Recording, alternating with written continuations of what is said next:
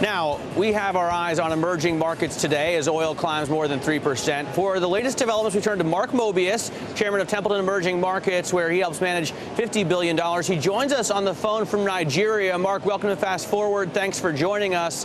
Let's start off with why you're in Nigeria. What are you doing there? Well, we're looking at investments here. We already have a lot of money in Nigeria in our Frontier Fund, and we're putting more money in, so we're talking to companies here to see what the state of it is. What kind of investments are you looking at specifically? What kind of investments are you nurturing already there in Africa?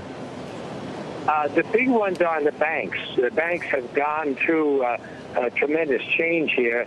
Consolidation has taken place and is continuing. So some of these banks look pretty good. We're also looking at the oil sector and the power sector. There's a tremendous shortage of power in this country. In fact, I got stuck in the elevator in the hotel twice today because the power went out. So there's really a need for more power and more energy generally.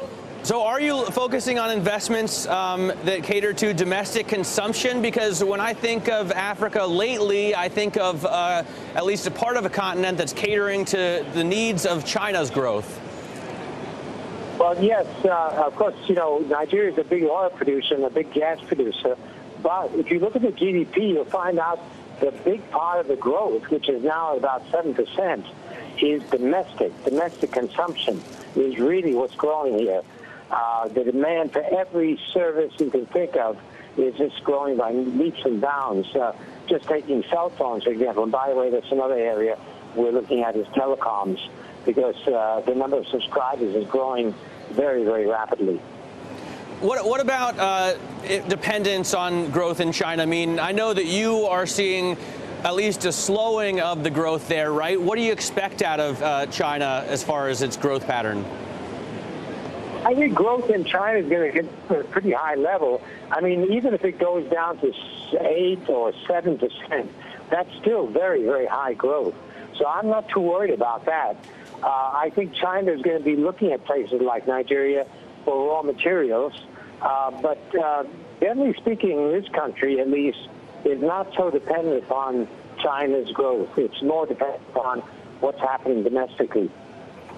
How dependent is it, Mark, on what's happening over here? Because obviously commodities, including all those raw materials, oils, metals, especially, went higher when the Fed was buying bonds, quantitative easing 1 and 2. Do you expect a QE3, and does that play any part in your commodities investment there?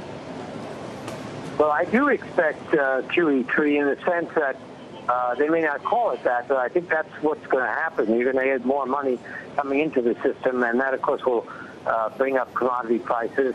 But over the longer term, even without QE3, the demand for commodities of the emerging countries is growing pretty rapidly, and that's going to sustain a general upward trend in prices, in our view.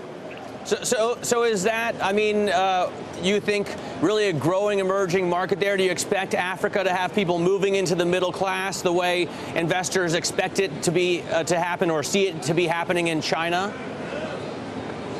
Yes, they will go through the same pattern that China and other countries have gone through in the emerging markets. Of course, in Asia, the growth has been pretty rapid, and they've really achieved a lot of growth in the middle class. In Africa, they got a long way to go, but the growth rate is going to get them there pretty fast.